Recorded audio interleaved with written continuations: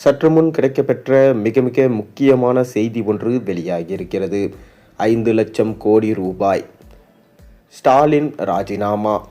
அமித்ஷா வெளியிட்ட ஆதாரம்.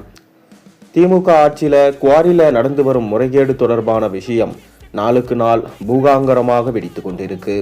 இதில் அமைச்சர் துரைமுருகனின் வலதுகரம் என்று சொல்லக்கூடிய குடியாத்தம் குமரன் என்பவர் 2 வருடத்திற்கு மட்டும் சுமார் 60,000 கோடி ரூபாய் குவாரிகள் மூலம் கொள்ளையடிக்கப்பட்டதாக தெரிவித்து மிகப்பெரிய பரபரப்பை ஏற்படுத்தும் நிகழ்வு அரங்கேறியிருக்கு. இந்நிலையில் குவாரிகள் மூலமாக வருடத்திற்கு சுமார் 1,50,000 கோடி ரூபாய் வரை வருமானம் ஈட்டப்பட்டு வருவதாக பரபரப்பாக தகவல்கள் வெளியாகியிருக்கு. வரும் சட்டசபை தேர்தலுக்கு திமுகவின் தேர்தல் செலவுக்கான கஜானாகவே தமிழகம் முழுவதும் இயங்கும் கல்குவாரிகளை பார்க்கப்படுகிறது. தமிழகம் முழுவதும் கல்குவாரிகள் இருந்து ஒரு குறிப்பிட்ட தொகையை முதல் குடும்பத்திற்கு கப்பம் கட்டி வருவதாக சொல்லப்படுகிறது. இதை தவிர்த்து ஒட்டுமொத்தமாக குவாரிகளிடமிருந்து மொத்தம் சுமார் 5,000 கோடி ரூபாய் தேர்தல் செலவுக்காக வேண்டும் என்று திமுக முதல் குடும்பத்திலிருந்து உத்தரவு பறந்திருப்பதா அரசியல் பார்வையாளர்கள் கருத்து தெரிவிக்கிறாங்க.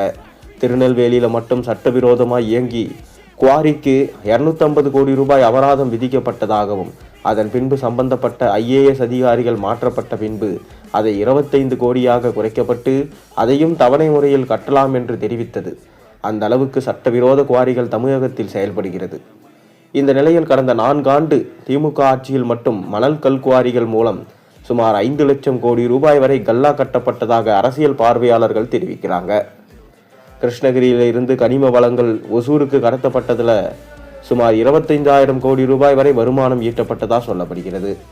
மேலும் சபாநாயகர் அப்பாவுக்கு சொந்தமான தொகுதியான ராதாபுரத்தில் 20க்கும் மேற்பட்ட சட்டவிரோத குவாரிகள் செயல்பட்டு வருவதாகவும் சொல்லப்படுகிறது.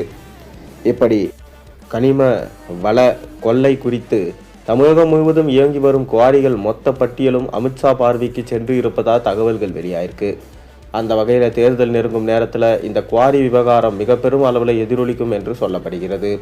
இந்த நிலையில் பிரதமர் மோடி மார்ச் 1ஆம் தேதி மதுரை வர இருக்கும் நிலையில் அதற்கு முன்பாகவே இந்த குவாரி விவகாரம் மிக பெரும் அளவில் பூகாரம்பரமாக வெடிக்கும் என்றும், குறிப்பாக நீதிமன்றம் மூலம் இந்த குவாரி விவகாரம் CBI விசாரணைக்கு சென்றா அது வரும் சட்டசபை தேர்தலில் திமுகவின் தோல்விக்கு இந்த குவாரி முறைகேடு விவகாரம் முக்கிய பங்காற்றும் என்றும் எதிர்பார்க்கப்பட்டு வருது. மேலும் குவாரி கொள்ளையில திமுக முக்கிய புள்ளி பல பெயர்கள் அமித்ஷாவின் பார்வைக்கு சென்று இருப்பதா தகவல்கள் வெளியாயிருக்கு. அந்த வகையில் குவாரி விவகாரத்தை மிக சீரியஸாக கையில் எடுக்கும் மத்திய உள்துறை அமைச்சர் அமித்ஷா வரும் சட்டசபை தேர்தலில் இந்த குவாரி விவகாரத்தை வைத்தே திமுகவை வீழ்த்துவதற்கான வேலையில் இறங்கி இருப்பதா சொல்லப்படுகிறது. அது மட்டுமில்லாமல் ஸ்டாலின் இதில் சம்பந்தப்பட்டிருந்தால் அவர் ராஜினாமா செய்யும் அளவிற்கு இந்த விஷயம் பூகாம்பரமாக வெடிக்கும் என்றும் தகவல் கிடைக்கப்பட்டிருக்கு.